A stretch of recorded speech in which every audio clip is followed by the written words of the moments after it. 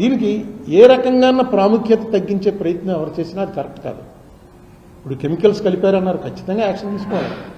ఖచ్చితంగా దాని మీద అది ఆల్రెడీ అది పొలిటికల్గా మార్చేశారు. చంద్రబాబు నాయుడు గారిది, జగన్మోహన్ రెడ్డి గారిది, ఈయనే కలిపాడని ఆయన వాళ్ళెవరికి సంబంధాలు ఉండవు. అక్కడంతా వేరే ఒక ఆర్గనైజేషన్, దాని చైర్మన్, దాని ఎగ్జిక్యూటివ్ ఆఫీసరు, దానికి సంబంధించిన ఆఫీసర్స్, నాకు తెలిసి దాదాపు 10,000 మంది పైన పనిచేస్తుంటారు అక్కడ. దాని బడ్జెట్ ఏంటి, ఆ గొడవ ఏంటి అసలు? అది వెంకటేశ్వర స్వామి నడుపుతున్నాడు తప్ప మామూలు వాళ్ళు ఎవరు నడపలేం. వెంకటేశ్వర స్వామి స్వయంగా నడుపుతున్నాడనే మనం అనుకోవాలి, నమ్మాలి. ఏదో ఒక అద్వితీయ, నువ్వు వెంకటేశ్వర స్వామిని నమ్మకపోతే ఏదో ఒక అద్వితీయ శక్తి నడుపుతుంది. లేకపోతే ఏంటంటే మనకి చిన్న చిన్న క్రౌడ్లో మన పుష్కరాలు అయితే టకామని మీ అందరి కళ్ళ ఎదురుకుండా ఎలా చచ్చిపోయారు? ఉత్తిరే అక్కడ మెట్టుందన్న సంగతి తెలియకుండా ఓపెన్ చేశారు, టబా పడిపోయారు అంతే. అంత చచ్చిపోయేంత క్రౌడ్ కూడా లేదు, తోపిడిలో చచ్చిపోయారు. ఆ రోజున ప్లాస్టిక్ బాటిల్లో వాటర్ కనుక అలౌ చేస్తుంటే మీరే బతికించేద్దరు చాలా మందిని. ఎవరినో ఒకరినో ఇద్దరినో బతికించారు కూడాను, పక్క తీసుకెళ్ళి వెంటనే నీళ్లు పట్టి. కానీ నీళ్లు ప్లాస్టిక్ బాటిల్లో తేకూడదు అన్నారు. దాంతో అందరి దగ్గర లేక ప్రతి వాడి చేతిలో ఒక బాటిల్ ఉన్నాను. వాటర్ ప్లాంట్ అయితే ఏం జరిగినా నేను స్వయంగా తిరుపతి కొండ మీద తొక్కిళ్ళలో యాక్సిడెంట్ జరిగింది, హాస్పిటల్ తీసుకెళ్లారని నేనైతే వినలే. మీరు ఎవరైనా విన్నారా? ఇంటే ఎక్కడైనా జరిగి ఉండొచ్చు. కింద ఇవన్నీ ఇలాంటివే, పుష్కరాలు లాంటివి. సడన్ గా గేట్లు తీయడం తిరుపతి వెంకటేశ్వర స్వామి దగ్గర. ఎందుకంటే ఇవాళ మీరు చూస్తున్నారు క్యూ కాంప్లెక్స్లు, భోజనాలు చేయటాలు, లోపల 2 రోజులు ఉన్నారు, 2 రోజులకి భోజనాలు ఇస్తారు, కాఫీలు ఇస్తారు, ఇవన్నీ జరుగుతుంటాయి.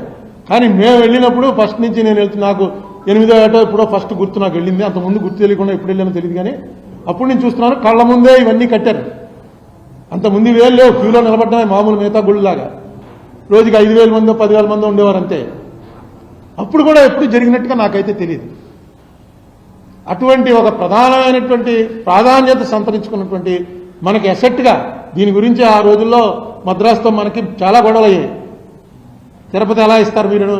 దాని పేరే తిరుపతి. తిరు అంటే అది మద్రాసు మాట, అది ఇవ్వడానికి తిరువాన్కూరు ఉంది, తిరుచునాపల్లి ఉంది, అలాగే తిరుపతిని వాళ్ళు గొడవ చేశారు. చేసినప్పటికీ ఆ రోజు చెన్నై వదిలేస్తున్నాం అన్న కారణం అయి ఉండొచ్చు. చెన్నై వదిలేస్తున్నాం అన్న కారణం ఏదో కారణం మీద తిరుపతి అనేది మనకి భగవత్ శక్తి వల్లే వచ్చింది అనుకుంటాను నేను.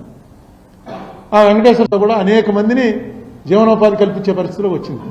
దాని మీద ఏం జరిగినా కరెక్ట్గా చర్యలు తీసుకోవాలి.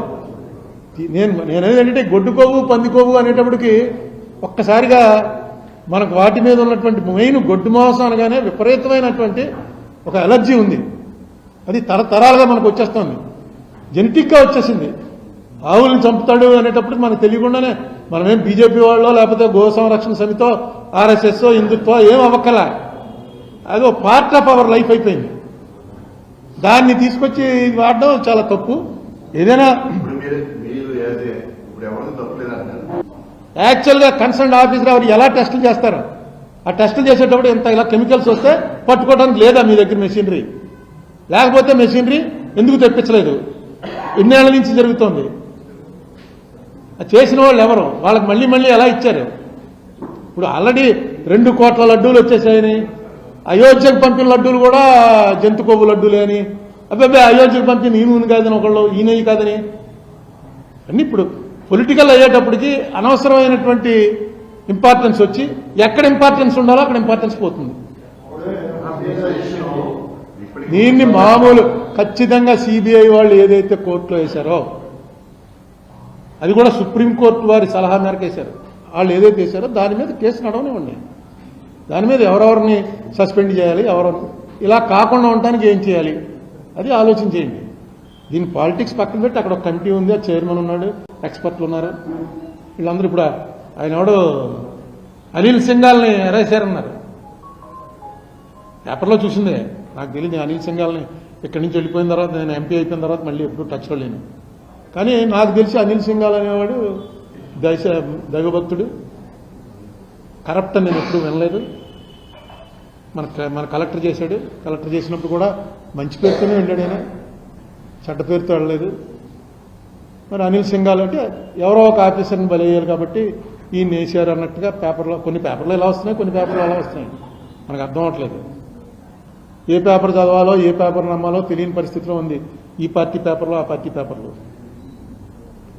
బట్ ఇవన్నీ కూడా కరెక్ట్గా జరగాలి అంటే పొలిటికల్ ఇంటర్ఫీరెన్స్ తప్పించి అలాగా CBI already take over. CBI మీద నాకు ఇప్పటికీ కూడా నమ్మకం ఉంది.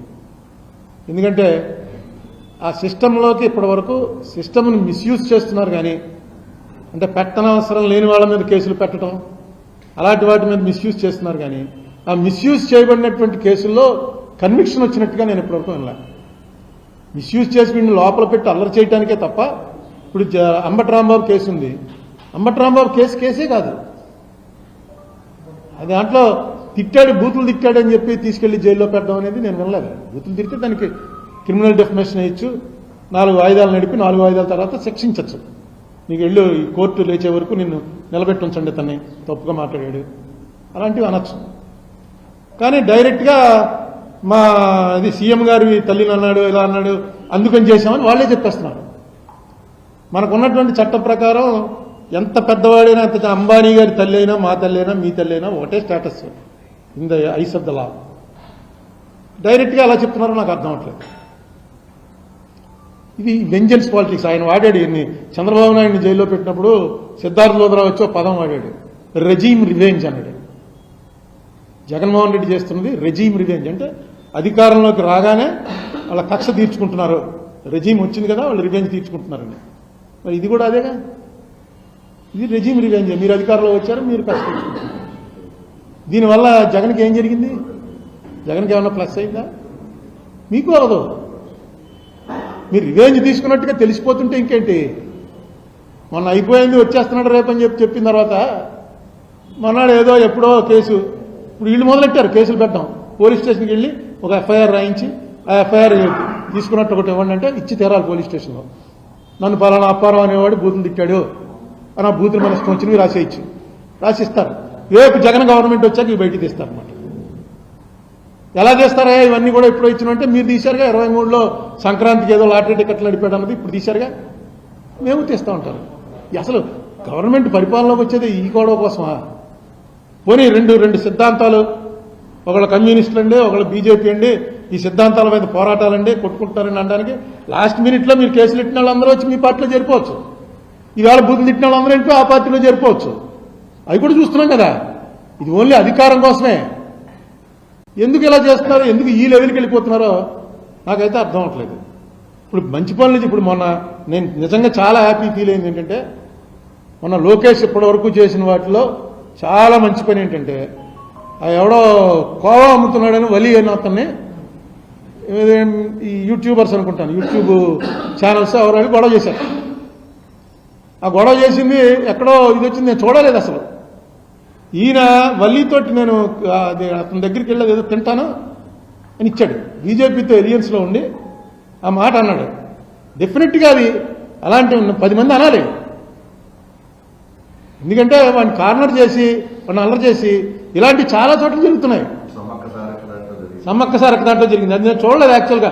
ఈయన అన్నాడన్నది చూసి అప్పుడు ఎతికాను ఏంటో ఏం జరిగిందని. ఇలాంటివి అహ్మదాబాద్ దగ్గర అయితే డైరెక్ట్గా ఆ హైవే మీద ముస్లిం హోటల్స్ ఉన్నాయట. ఈ బస్సులు ఆపి బస్సులో దిగుతారు. కొన్ని హోటల్స్ దగ్గర బోర్డు పెట్టేశారు, ఈ హోటల్లోకి వెళ్ళడానికి వీల్లేదని. ఆ హోటల్ వాళ్ళంతా రోడ్డు మీద పడ్డారు. ఎప్పుడో 40, 50, 100 ఏళ్ల నుంచి జరుగుతున్నవన్నీ కూడా మూసేయాలన్నారు. మొన్న ఇంకోటి చూశాను,